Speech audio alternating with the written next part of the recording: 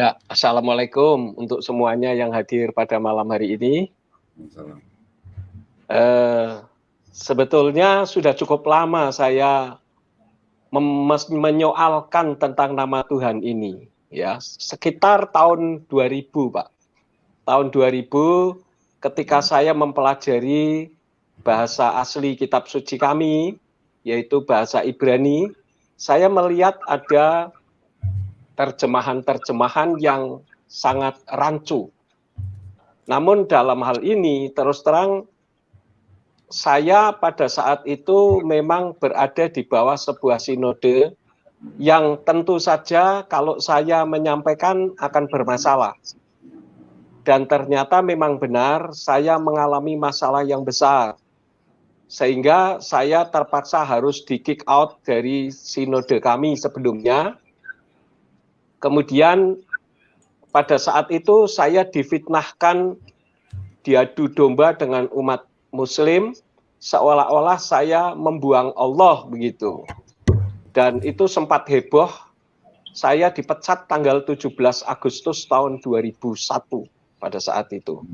Namun karena saya menyuarakan kebenaran di mana saya sebelumnya adalah seorang pengusaha, ketika saya dipanggil Tuhan untuk melayani full time, saya berjanji bahwa saya akan memberitakan kebenaran menurut kitab Injil atau kitab yang saya yakini.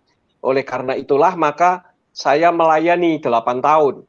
Tetapi pada saat itu saya belum melakukan kajian ilmiah secara khusus, walaupun saya sekolah teologi sampai S3.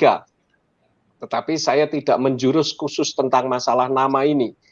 Tetapi setelah saya mulai mempelajari, saya menggunakan kitab acuannya, yaitu kitab ini. Ya, ini adalah kitab berbahasa Ibrani, baik Perjanjian Lama maupun Perjanjian Baru. Kemudian saya juga menyampaikan bukti-buktinya yang lain. Jadi saya sebetulnya tidak berani juga menyampaikan kalau tidak ada buktinya. Termasuk saya punya kitab ini adalah kitab yang dipakai oleh umat Katolik. Sebetulnya saya punya yang berbahasa Indonesia juga yang sudah menggunakan nama yang benar. Tetapi pada saat saya diminta tahun 2001 itu, ada orang yang 2004 kalau tidak salah, ada orang dari Jakarta, seorang dosen yang menggugat Yayasan Lembaga Alkitab Indonesia. Nah, pada saat itu saya diminta untuk menjadi saksi ahlinya. Tetapi kitab suci saya itu dipinjam, ternyata sampai sekarang nggak pulang. Dan yang menjadi acuan saya juga ini adalah kitab berbahasa Aram, yang nggak banyak orang menggunakannya di Indonesia. Kemudian saya juga ada kitab suci yang berjudul The Names of God Bible. Jadi ada banyak kitab-kitab suci yang saya pakai sebagai acuan kebenaran firman yang saya yakini. Termasuk ini, The Hebraic Roots Version. Ini saya beli ketika saya pergi ke Amerika. Jadi saya menemukan beberapa realitas bahwa sebetulnya umat Nasrani kalau menggunakan nama Allah itu sebetulnya adalah sesuatu yang keliru. Karena saya mempelajari mempelajari dari kitab yang sesungguhnya, termasuk ini, ya, The Name of God ini juga saya pelajari. Ada banyak sekali, sebetulnya saya juga mau mempersiapkan materi, tetapi karena kesibukan saya tidak sempat menghubungi dari pihak Geraha Mu'alaf untuk menyampaikan materinya. Tetapi kalau nanti apa yang saya sampaikan mungkin ini dari pihak Nasrani juga banyak yang nonton. Kalau mereka ingin mendapatkan materi saya, nanti saya bisa kirimkan buku-buku saya. Saya concern dalam hal ini karena saya melihat suatu realitas bahwa umat Nasrani dengan umat Muslim ini selalu berbenturan di akar rumput. Tetapi di sisi lain dari banyak pendeta itu menganggap bahwa tidak ada permasalahan karena sejak dulu tidak ada masalah. Ya sebetulnya tidak ada masalah karena tidak dipermasalahkan. Tetapi kalau kita berbicara tentang kajian ilmiah itu sangat bermasalah. Oleh karena itulah nanti saya akan paparkan apa yang menjadi dasar saya secara ilmiah untuk mungkin berbeda dengan pendeta-pendeta yang lain. Sehingga dengan terpaksa saya harus disingkirkan di kalangan sinode saya yang dulu. Bahkan saya dikeluarkan dari pastori, sehingga saya tidak membawa apapun. Tapi bagi saya, karena saya sudah komitmen untuk menyampaikan kebenaran, maka ya saya harus konsisten dengan apa yang saya sudah komitmenkan. Walaupun pada saat itu ya secara manusiawi memang sangat ironis sekali. Saya sampai hanya memegang uang Rp20.000 saja di tangan. Karena saya harus keluar malam hari. Tetapi bagi saya tidak masalah, karena banyak umat Nasrani khususnya para pendeta yang begitu menyerang saya, tetapi untung dari pihak Muslim justru yang intelektual tentu saja, yang bisa menerima kajian saya. Pada saat itu saya sempat disidang di kalangan para kiai di Wonosobo, karena saya difitnahkan katanya saya menghina Islam, karena saya membuang Allah begitu. Saya katakan saya tidak membuang, saya kembalikan dengan hormat. Karena memang itu bukan Tuhan kami. Jadi saya harus bisa menghormati umat muslim. Jadi saya punya konsep bahwa yang disebut dengan kerukunan umat beragama itu bukan menyatukan, tetapi berjalan di relnya masing-masing. Ya, jadi bagi saya kalau ada umat Kristen misalkan, umat Nasrani pindah jadi Islam, monggo kerso silahkan, tidak masalah. Bahkan pendeta sekalipun mau pindah juga tidak masalah. Itu berdasarkan keyakinan yang bersangkutan. Jadi saya terangkan pada saat itu kepada para kiai, dan para kiai juga justru mendukung kami, mendukung saya secara khusus. Pada saat itu saya harus mendirikan gereja sendiri lagi dengan konsistensi yang saya miliki. Dan secara jujur saya katakan, pada saat saya mendirikan gereja, tidak ada pendeta yang mau tanda tangan. Justru yang mau tanda tangan, saya mendirikan gereja, terus terang justru organisasi-organisasi Islam. Ormas-ormas Islam, mereka tanda tangan dengan stempelnya, dan bahkan ada di antara mereka yang mengatakan bahwa nanti kalau misalkan saya mendirikan gereja dipersulit oleh pemerintah, dari pihak Muslim justru yang akan membantu begitu. Tapi ya puji Tuhan dengan perjuangan yang gigih dari apa yang saya perjuangkan bersama dengan teman-teman, akhirnya izin gereja dapat kami peroleh juga, sehingga saya juga tidak perlu merepotkan dari saudara-saudara saya umat Islam. Para kiai banyak kenal dengan saya dan mereka justru sangat mengapresiasi karena saya tidak menjadikan benturan antara umat Islam dengan umat Kristen. Yang secara khusus yaitu tentang masalah nama Allah atau Allah, di mana umat Nasrani selalu mengelak dengan berbagai macam cara.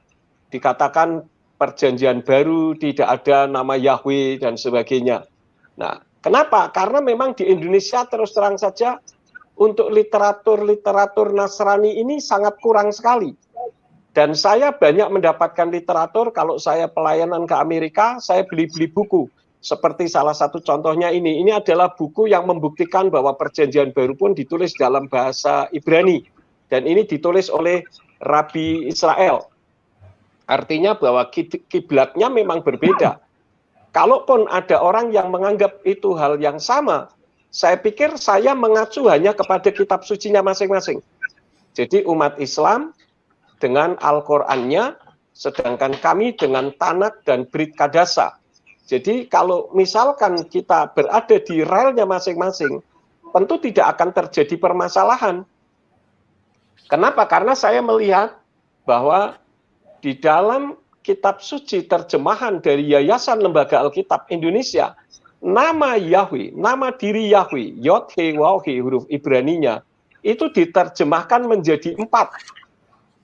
Tuhan huruf besar semua, Allah atau Allah, A-L-L-A-H huruf besar semua, kemudian Tuhan hanya T-nya saja yang huruf besar, dan Allah hanya A-nya saja yang huruf besar. Padahal setahu saya dulu waktu saya kuliah, ketika membuat skripsi, ketika kita mau mengutip, mengquote daripada buku orang, pengarangnya itu harus dituliskan dan namanya tidak bisa diubah. Tetapi justru terus terang umat Nasrani ini, kalau saya katakan mereka justru menjadikan Tuhannya itu seperti siluman. Dan saya pernah mengatakan ini, itu pun saya dibantai habis oleh umat-umat Nasrani. Dikatakan masa Tuhan siluman? Loh, saya katakan bukan Tuhan itu siluman, Tuhan seperti siluman. Kenapa? Karena namanya berubah-ubah. Salah satu contoh di dalam kitab suci yang saya yakini, di mana nama Yahweh, yaitu Tuhan yang di dalam kitab suci kami, Tanak itu disembah oleh Bapak Abraham, Yitzhak, dan Yakov. Di sana yang pertama nama Yahweh itu diterjemahkan menjadi Tuhan, T-U-H-N huruf besar semua, khususnya di dalam kitab Yesayahu atau Yesaya pasal 42 ayat yang ke-8. Di sana, di dalam terjemahan dari Yayasan Lembaga Alkitab Indonesia dikatakan, Aku ini Tuhan, itu namaku. Aku tidak akan memberikan kemuliaanku kepada yang lain atau kemasyhuranku kepada patung. Di situ dikatakan, aku ini Tuhan, huruf besar semua, itu namaku. Artinya, kalau kita mengacu kepada tata bahasa Indonesia yang baik, artinya ada Tuhan yang bernama Tuhan. Padahal Tuhan itu bukan nama. Tuhan itu adalah sebutan. Nah, ketika saya membaca di dalam kitab berbahasa Ibrani, di sana berbunyi, Ani Yahweh Husmi, Ufodil Akhir Lo Eten Utilati Lapsilim. Yang kalau diterjemahkan dengan benar sebetulnya berbunyi, Aku Yahweh, itulah namaku. Dan aku tidak akan memberikan kemuliaanku kepada yang lain, dan pujianku kepada patung. Itu yang pertama. Jadi, nama Yahweh diterjemahkan menjadi T-U-H-A-N huruf besar semua. Yang kedua, nama Yahweh diterjemahkan menjadi Allah, A-L-L-A-H, huruf besar semua. Di mana umat Nasrani, para pendeta seringkali mengatakan, oh, Allah kami beda dengan Allah. Mereka menggunakan kata Allah, kami Allah. Padahal semuanya sama. Karena hurufnya sama. Dan itu dijadikan sebagai pengganti daripada Yahweh. Dan ini bisa saya lihat kalau terjemahan Yayasan Lembaga Alkitab Indonesia di dalam kitab Kejadian pasal 15 ayat yang kedua. Terjemahan dari LAI mengatakan, Abram menjawab, ya Tuhan Allah, A-L-L-A-H huruf besar semua. Apakah yang akan engkau berikan kepadaku? Karena aku akan meninggal dengan tidak mempunyai anak, dan yang akan mewarisi rumahku ialah Eliezer orang Damsyik. Ini di dalam kitab Kejadian pasal yang ke-15 ayat yang kedua. Tetapi kalau saya membaca di dalam kitab berbahasa Ibrani, di sana berbunyi, Wa yomer Avram Adonai Yahweh matitenli wa anoki holek ariri oven mesek beiti bu hu damesek Eliezer. Jadi terjemahan yang benar seharusnya kalau saya konvertkan dengan LAI berbunyi, ya Tuhan Yahweh, apa yang akan engkau berikan kepadaku, sedangkan aku tidak mempunyai anak, dan ahli waris di rumahku Eliezer orang Damesek. Ini hal yang kedua. Jadi di dalam bahasa Ibraninya nama Yahweh itu sudah diterjemahkan menjadi dua, yaitu Tuhan huruf besar semua dan Allah huruf besar semua. Yang ketiga, nama Yahweh diterjemahkan menjadi Tuhan hanya T-nya saja huruf besar. Ini di dalam Kisah Rasul pasal yang kedua ayat yang ke-21 di kitab Perjanjian Baru. Di sana dikatakan, sebab barang siapa yang berseru kepada nama Tuhan, T-U-H-A-N, hanya T-nya saja yang huruf besar, akan diselamatkan. Tetapi kalau saya membaca di dalam Brit Kadasa, di sana berbunyi, Wahaya kol asyer yikra vesem Yahweh yimalet. Yang seharusnya terjemahannya, dan akan terjadi. Setiap orang yang memanggil nama Yahweh akan diselamatkan. Ini yang ketiga. Jadi nama Yahweh sudah menjadi tiga terjemahannya. Yang keempat adalah Allah hanya A-nya saja yang huruf besar. Itu bisa dilihat di dalam kitab Matius atau Matius pasal yang keempat ayat yang keempat. Di sana berbunyi, tetapi Yesus menjawab, ada tertulis, manusia hidup bukan dari roti saja, tetapi dari setiap firman yang keluar dari mulut Allah, hanya saja yang huruf besar. Tetapi kalau saya membaca di dalam kitab berbahasa Ibrani, di sana berbunyi, wayaan wa yomar katuf kilo al halchem levado yikye ha-adam ki al kalmot sapi Yahweh. Yang kalau diterjemahkan seharusnya berbunyi, namun sambil menanggapi, dia berfirman, telah tertulis, bukan oleh roti saja manusia akan hidup, melainkan oleh setiap firman yang keluar dari mulut Yahweh. Jadi di sini kita sudah melihat bahwa satu nama, yaitu Yahweh, diterjemahkan menjadi 4. Yang pertama, T-U-H-A-N huruf besar semua, kemudian A-L-L-A-H huruf besar semua, yang ketiga, Allah hanya saja yang huruf besar, dan yang keempat adalah Tuhan hanya T-nya saja yang huruf besar. Padahal kalau kita melihat suatu realitas, nama itu tidak bisa diterjemahkan. Kalaupun misalkan nama saya Bunga misalkan, saya bernama Bunga atau Eko begitu. Ketika saya ke Amerika, kemudian ditanya oleh orang Amerika, what's your name? Saya tidak akan mengganti nama saya menjadi my name is Juan, karena Eko itu artinya satu. Atau bunga menjadi my name is Rose. Bukan. Atau flower. Bukan. Nama saya ya tetap. Kalau bunga ya tetap bunga, flower. Kalau Eko ya tetap Eko. Karena nama itu tidak bisa diterjemahkan. Nah, dalam hal ini saya melihat satu kenyataan bahwa para gembala, walaupun ada juga yang tahu tetapi tidak mau tahu, karena ya kembali saya pernah ngomong kepada pendeta, saya katakan, si A, Anda tahu enggak tentang nama Tuhan kita yang disembah oleh Bapak Abraham, Ishak dan Yakub? Tahu. Menurut kitab suci siapa? Yahweh. Saya tanya yang kedua, lalu bagaimana dengan Bapak? Apakah sudah pernah mengajarkan kepada umat?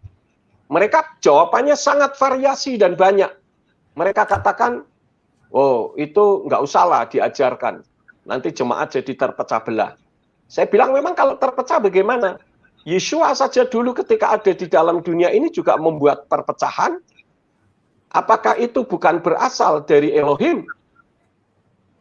Ya, saya tidak bisa memaksa karena saya hanya meyakini apa yang dari kitab suci yang saya sampaikan. Karena saya terus terang menghormati. Dengan umat Buddha saya menghormati, biarlah mereka menyembah sesuai dengan kitab sucinya. Umat Islam dengan sesuai kitab sucinya, nggak masalah bagi saya. Jadi tidak perlu mempermasalahkan, karena itu saya katakan ketika ada orang Islam yang pindah ke Kristen, saya katakan kamu pelajari saja kitab sucinya umat Nasrani dengan baik. Nggak usah menjelek-jelekan Islam. Karena itu akan menimbulkan permasalahan dan itu tidak membuat Indonesia terjadi kerukunan antar umat. Jadi perbedaan itu asal berada di koridor masing-masing, ya saya kira tidak ada masalah. Ya karena saya banyak referensi-referensi, termasuk Al-Quran pun saya punya. Ini Al-Quran dalam bahasa Belanda. Saya punya, dan nama Allah tidak diubah dalam bahasa Belanda. Artinya itu memang nama. Kemudian saya juga punya kitab suci dari Batak Karo. Ini judulnya Padan Sindekah. Nah, Padan Sindekah ini juga pakai Yahweh. Kemudian saya punya juga Al-Quran yang di sini bahkan dari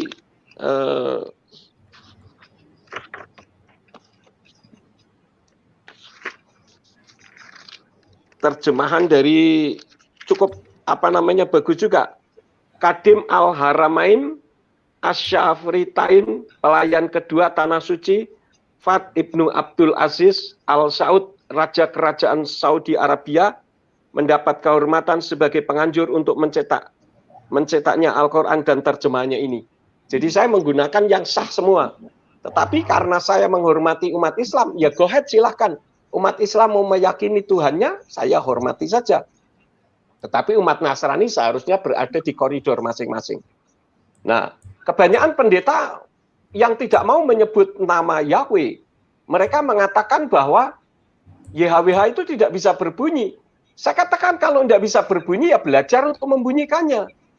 Nah kebetulan kemarin saya menemukan video ada pelajaran membaca Ibrani. Kebetulan di situ menyebut juga nama Yod-Heh-Waw-Heh yang dibaca Yahweh.